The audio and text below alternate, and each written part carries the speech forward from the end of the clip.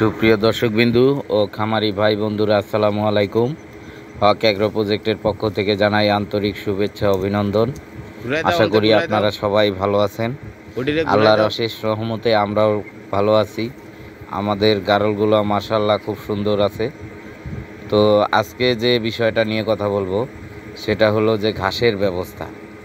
দেখেন, আমরা কিন্তু এই ঘাসটা করছি বিনা খরচে ঘাসটা কিভাবে করছি, যে আপনার মনে করেন ঘাস যখন আমরা নেপিয়ার ঘাস লাগাইছি, নেপিয়ার ঘাস বড় করলে তার কিছু কাটিং পাওয়া যায়।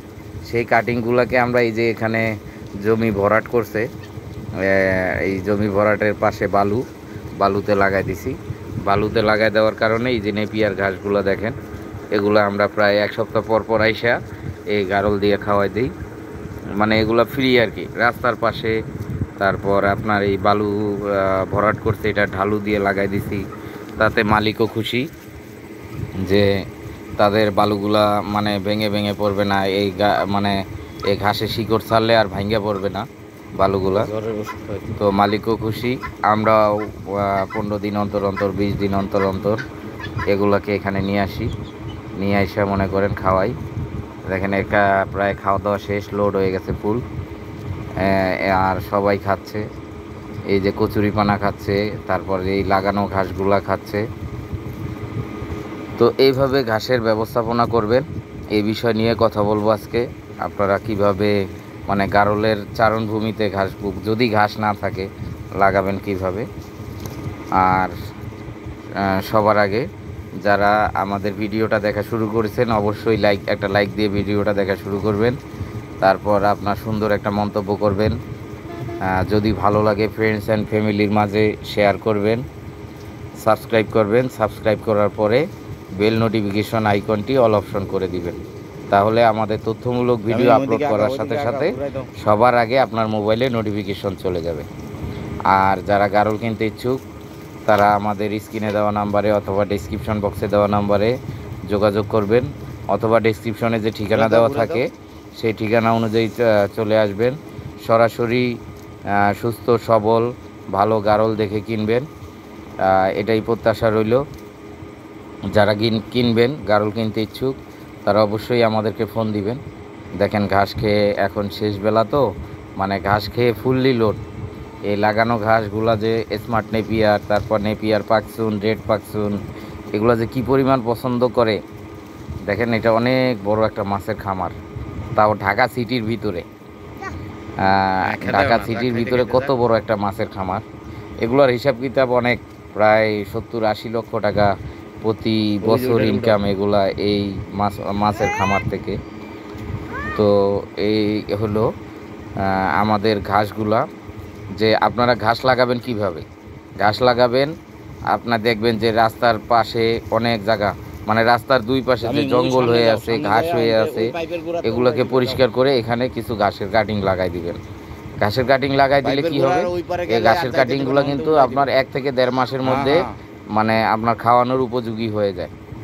1 থেকে 1.5 মাসের মধ্যে এগুলা খাওয়ানোর উপযোগী হয়ে যায়। তারপরে কিন্তু আপনি এই ঘাসগুলা খাওয়াইতে পারবেন। যেমন আমরা এই যে বালুর সাইড দিয়ে লাগাইছি, রাস্তার সাইড দিয়ে লাগাইছি। তারপর কিছু পতির জমি আছে, মালিকের সাথে কথা বলে যে তাদের 3 মাস 4 মাস অন্তর এই কাশ বন পরিষ্কার করা লাগে, লেবার লাগে, খরচ লাগে। তা আমরা যখন ঘাস লাগাইছি প্রতি মাসে একবার বা 1.5 মাসে একবার কাটা পড়ে। যখন কাটা পড়ে তখন কিন্তু তার আর এই জঙ্গলটা হয় না। না হলে কি তার আর ওই যে 1 বছরে প্রায় 10-15 হাজার 20 হাজার টাকা লাগে পরিষ্কার করতে, সেটা আর পরিষ্কার করা লাগলো না, তার জায়গাটা পরিষ্কার থাকলো। আমার জায়গাগুলো আমি এভাবেই নিছি। আর কিছু জায়গা আছে এগুলা কোনো কথাবার্তা লাগে না, জাস্ট খালি লাগাই দিছি। মানে বালুর মাঠ পড়ে আছে, বালুর মাঝখানে লাগাই দিছি। এ দেখেন কি সুন্দর নেপিয়ার ঘাস হয়েছে, এবং ওগুলাকে খুব সুন্দরভাবে খাচ্ছি। এই যে এগুলা কাটিং লাগানো। তারপর এখন বর্ষাকাল শেষ, এখন শরৎকাল। তো শরৎকালের যে মনোরম পরিবেশ বালুর মাঠের জন্য, তা আমাদের এখানেও মনে করেন আপনার এই যে কাশবন পুরা ফুল সাদা হয়ে গেছে, ফুল ফুটে। এই যে দেখেন একদম ফুললি মানে দেখার মতো জায়গা কাশবন। আর কাশবনের নিচেই যে ছোট ছোট ঘাসগুলো আছে, বিভিন্ন ধরনের ঘাস হয়, এই ঘাসগুলোকে আমাদের গারল খুব মজা করে খায়। তো এইভাবেই ঘাসের ব্যবস্থাগুলো করলে আপনার সময় লাগবে না। ঘাস হইতে 15 দিন, 1 মাস, 1.5 মাসের মধ্যে আপনি ঘাস খাওয়াইতে পারবেন।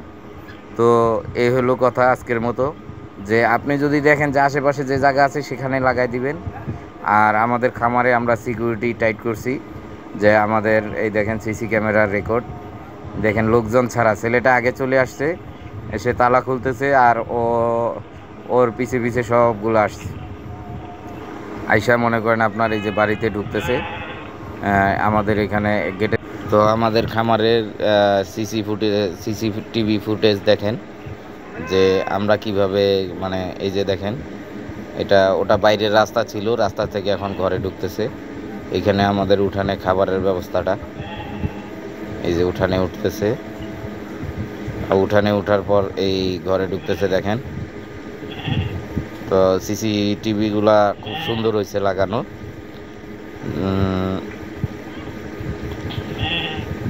তো কমেন্ট করবেন, জানাবেন কীরকম হলো। আর all time colour night vision camera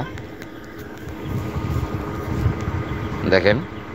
এই যে সন্ধ্যার সময় এই যে আমাদের গারলগুলা ঢুকে গেল ঘরের ভিতরে, সবগুলা ঢুকে গেল।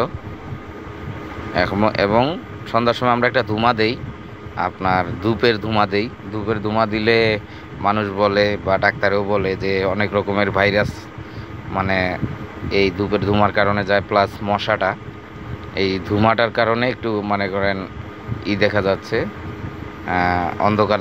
দেখেন ধুমা লাইটের সামনে বোঝা যায় যে ধুমা দেওয়া হয়েছে। তো এই বলে শেষ করছি। আল্লাহ হাফেজ।